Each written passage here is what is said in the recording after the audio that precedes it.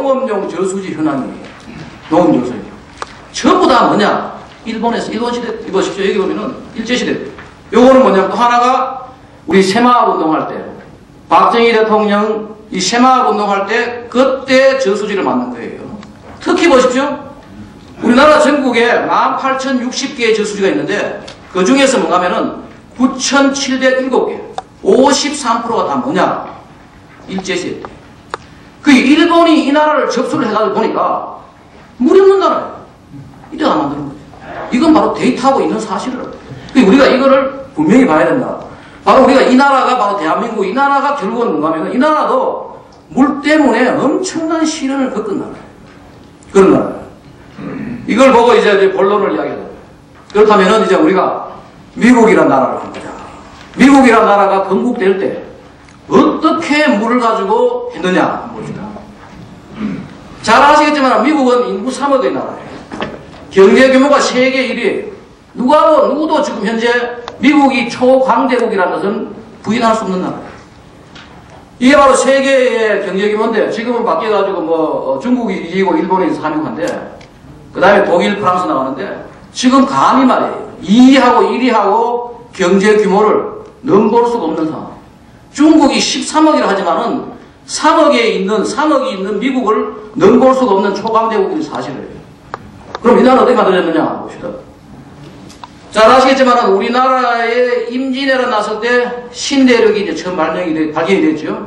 그리고 1607년에 영국이 미국의 버지니아 지역에 처음 식민지를 건설했어요. 그러다가 이제 식민지가 쭉 있다가 1766년에 뭘 했느냐? 바로 여기에 식민지가 영국으로부터 독립을 했죠.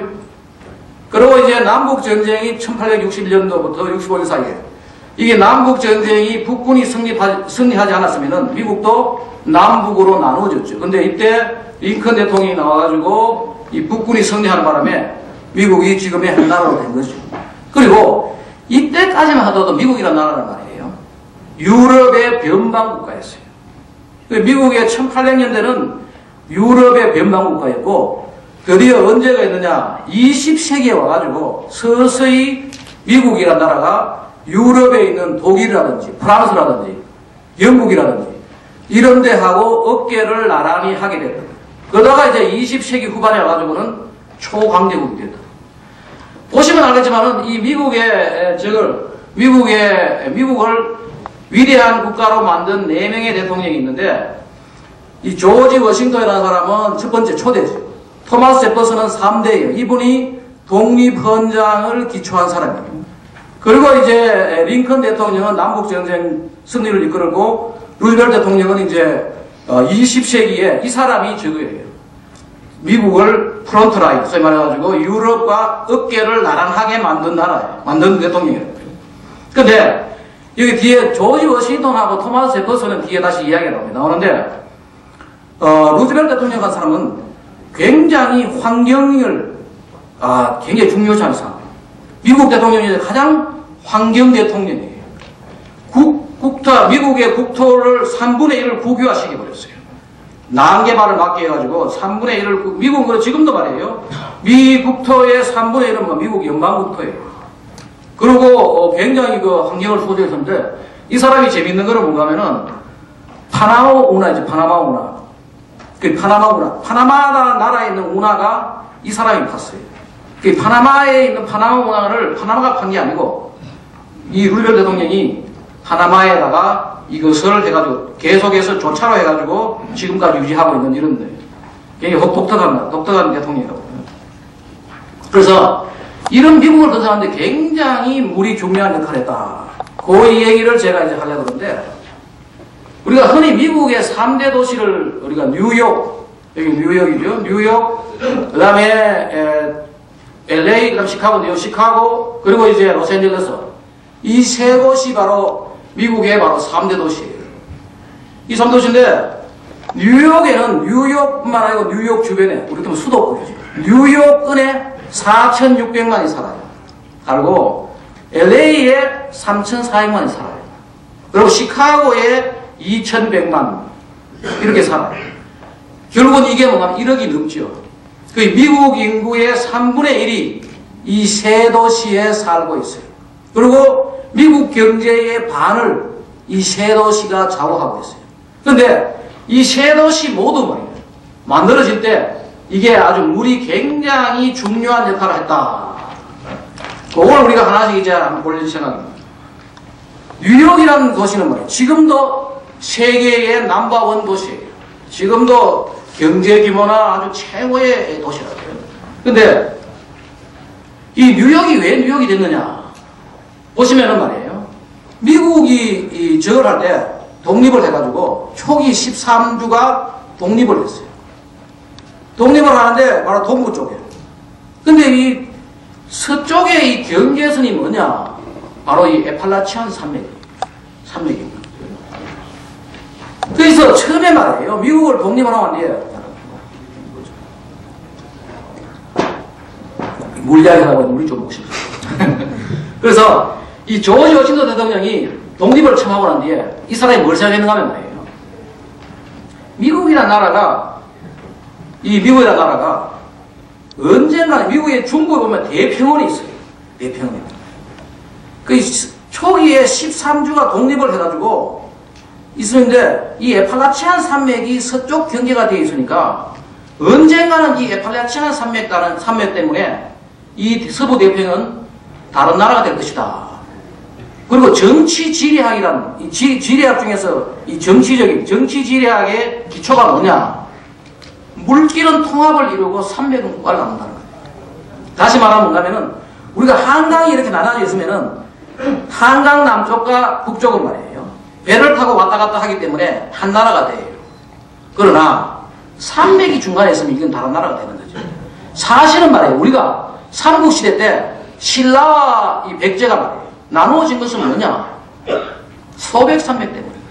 소백산맥이 가로 나눠져 있으니까 이것이 다른 나라가 된 거죠. 이거는 흔히 정치지리학에서는 잘 알고 있는 이야기예요. 이걸 누가 알았느냐? 조지 워싱턴 초대 대통령이 미국 13개주를 독립하고 난 뒤에는 생각한 게 뭔가면은 언젠가는 저쪽에 연결하지 못하면은 저 나라는, 저 땅은, 저 서부에 엄청난 것은 다른 나라가 될 것이다. 이렇게 생각을 합니다. 그래가지고 이 사람이 뭘 했느냐? 이게 바로 미국의 수도 워싱턴 DC 옆을 지나가는 포토맥 강을 어떻게 하든지 이걸 이렇게 연결해가지고 이런 식으로 연결하면은 그 산맥을 연결하면은 운하를 뚫어가지고 넘어가면은 저 서부 대평원을 우리가 차지할 수 있다 라고 생각을 했는데, 그러다 이 사람이 뭐냐면은 이 회사도 이게 바로 뭔가면은 그 당시에 포토맥 운하를 뚫으려고 이 대통령이 실제로 나와가지고 설계도 하고 지금이 남아있는 지금도 실제로 공사를 했어요. 하다가 실패를 합니다. 도저히 그 당시 토목 기술로서는 실패를 하고, 그 다음에 1799년에 이 조지 워싱턴은 사망을 했어요. 죽고, 지금도 그러면은 이 이야기가 남아있는 책들이 나온다고 해요. 나오는데, 이렇게 하고 난 뒤에, 그 다음에, 방금 우리 봤던 그 토마스 제퍼슨. 지금 토마스 제퍼슨이 누군가면은, 그 우리 행운의 돈에 $2짜리에 나와 있는 이 사람이에요. 이 사람이 뭘 했느냐? 이 사람은 또 거의 완전히 반대하는 사람이에요. 저 포토맥 강을 뚫어가지고 서부로 진출하는 것은 정신 이상자들이 하는 것이다. 엄청 반대를 합니다. 그래가지고 결국은 이 시도가 좌절이 되었어요. 그러다가 뭐가 나오느냐? 바로 25년 동안 이 논쟁이 계속되다가 1817년에 드디어 이 뉴욕 주지사가 이번에는 뭔가 허드슨 강, 이 사람이에요. 허드슨 강을 뚫어가지고 이리 운하를 완성을 하게 돼요. 바로 여기. 바로 뉴욕과 버팔로를 연결하는 584km의 이것을 물길을 연결한 거죠. 이게 이제 그 당시에 공사하던 것들이 남아있는 흔적이에요. 이렇게 뚫고, 이게 이제 그 당시에 이게 남아있는 그림이고, 지금 이제 사진 찍는 것도 나오는데, 그 당시에 재밌는 거는 뭐냐면은, 그 배가 있으면은 엔진이 없어가지고 말이에요. 배를 끌 수가 없어요. 뭐 하느냐? 옆에 있듯이 말이 이렇게 배를 끌고, 이런 식으로 이게 연결해가지고 이렇게 한 거예요. 근데 이게 엄청난 효과를, 결국 뭔가 하면 뉴욕이라는 대도시가 생긴 게 뭐냐? 바로 이리 운하 때문에. 왜냐하면은 이리 운하를 통해가지고 서부에 값싼 농산물들이 전부 다 허드슨 강을 넘어가지고 뉴욕으로 들어오는 거예요. 그래서 여기 보시면 알겠지만 1930년대에 뉴욕에 벌써 뭔가면은 102층짜리 엠파이어 스테이트 빌딩이 생긴 거죠. 그 당시부터 뉴욕은 뭔가면은 세계 최대의 무역항, 세계 최대의 도시로서 자리를 구축한 거죠. 상업적인 도시로서. 그리고 또 하나는 뭔가면은 이것이 이리 운하가 뚫리고 뉴욕이라는 이 어마어마한 도시가 생기고 해가지고 뭐가 됐느냐. 1800년대에 뭐냐. 유럽에서는 산업화가 일어났어요. 유럽에서. 이 산업화가 일어나는데 이 산업화가 뭔가면 스팀 엔진을 만들어가지고 그 엔진을 이용해가지고 여러 가지 공장도 생기고 하는데 말이에요. 산업화가 된다 해가지고 금방 산업화가 될 수 있는 게 아니에요. 왜냐하면 거기에 있던 모든 노동력은 뭐 해야 돼요? 우선 최우선이 뭐예요? 먹는 거 아니에요? 농사를 지어야 먹고 사는데 아무리 공장이 생긴다 하더라도 공장에 갈 수가 없어요. 그러나 이 미국에서 말이에요. 이리 운하를 통해 가지고 미국 서부 태평양에 있는 엄청난 식량들이 뉴욕으로 오고 그 뉴욕에서 다시 유럽으로 가니까 유럽 농민들이 더 이상 식량 걱정하지 않고 공장에 가게 된 거죠. 그래서 산업화를 촉진시킨 거죠. 이 얘기가 뭐냐.